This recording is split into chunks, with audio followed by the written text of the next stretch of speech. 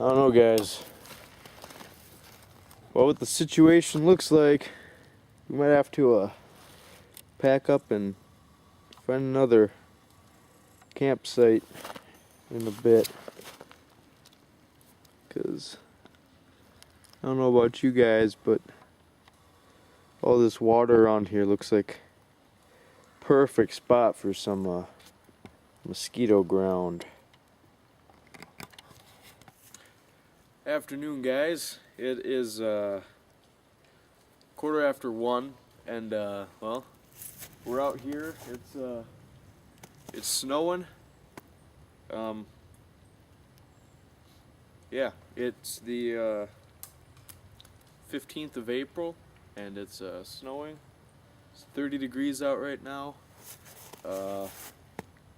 Everything's melting, but it's snowing right now, so I don't know.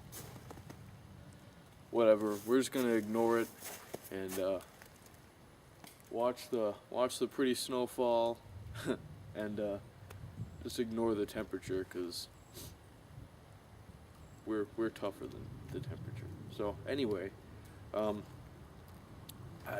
right before I came out here, I stopped by one of my friend's houses, and I picked up a knife that I had him order, and it's the Mora #2 knife. All right, I'm gonna take this off on my walk back here. I quick threw some paracord around here to use as a neck knife, so take that off.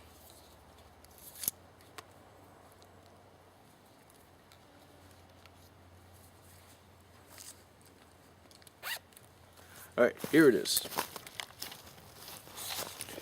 Right here. We got a nice, strong plastic sheath here. We got right there, Mora, Sweden. Alright, that's where it's made, in Sweden. This has quite the history behind it, because the blade style and design and craftsmanship is it was very this design of knife goes back all the way to the days of the Vikings, when they came and discovered Greenland and Iceland.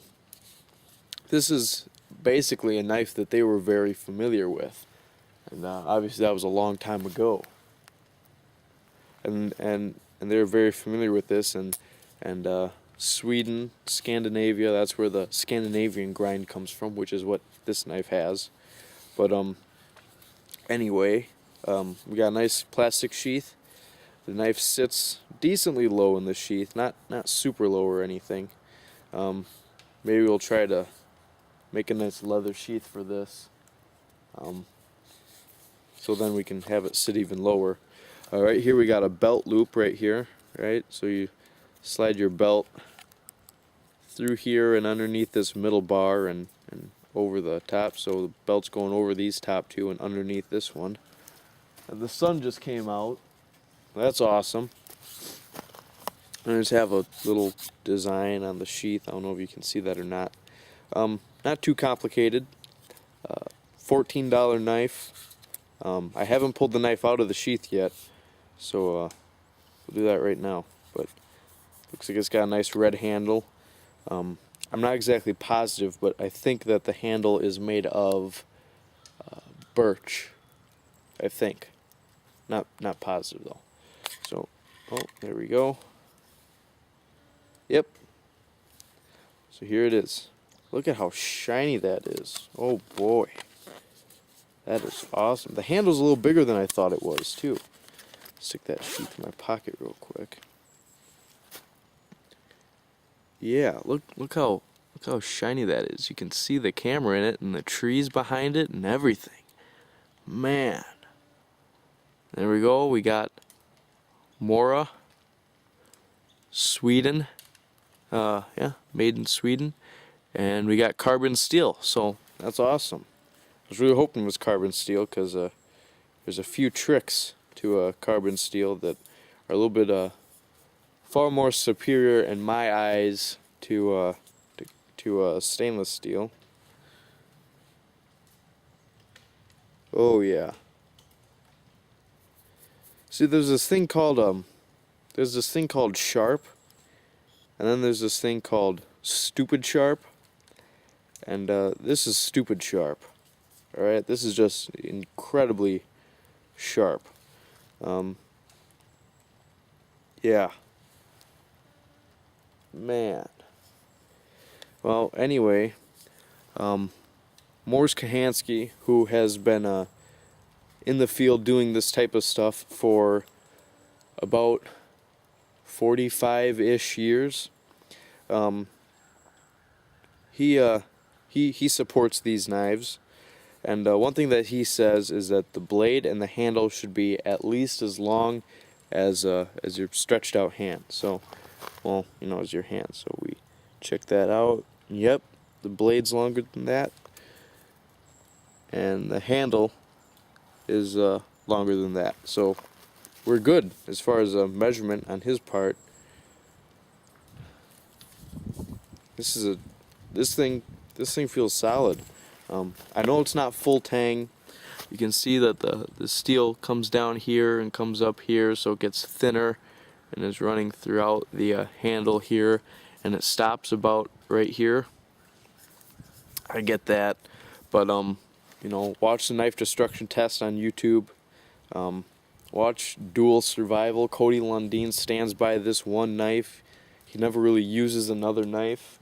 There's a few episodes where he has something different, but for the most part, this is it. Nice Scandi grind. This is the Mora Classic No. 2. Some people wonder, is there a difference between the No. 2 and the No. 1 other than price? Well, there's not a huge price difference.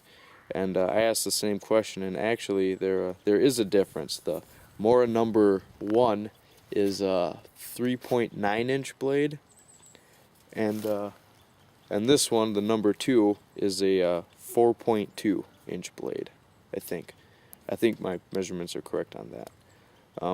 So there's a real slight difference in blade length. Yeah, this is looking good. There's really not much to it. I mean, it's a sharp piece of carbon steel stuck onto a birch handle painted red, and it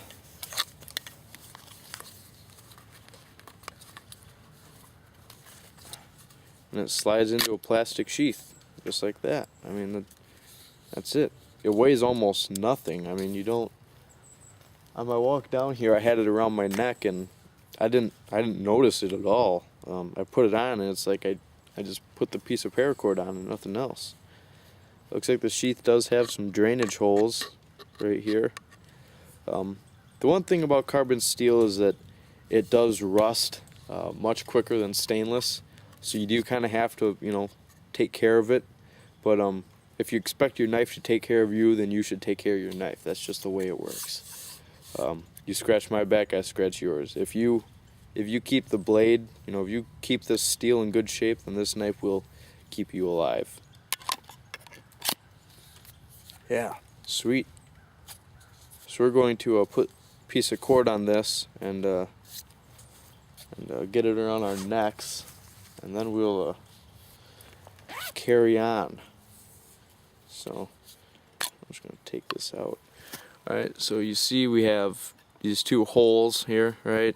So that's just going to go in like that and out like that. And stick that knife back in.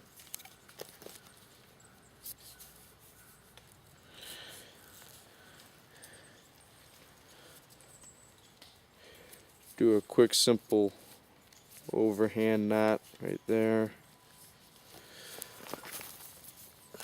Take my hat off here. Alright, there we go. Tilt the camera up. And now it's around our neck, right? Pretty good. Not going to fall off. If you're worried about the knife sliding out, you can just pull this piece of cord around, and it'll slide around here, so that'll keep it from coming off. Or, like I said, maybe we'll make a leather sheath for this where it'll sit in even deeper, and then we'll know it's not gonna fall out. So yeah, all right. First thoughts on the Mora, looking pretty good. Put it through its paces, see how it does. I'm gonna expect it to act like any other Mora. I mean, there's plenty of guys on YouTube that, you know, just beat the living crap out of this thing, and it survives. So yeah, awesome.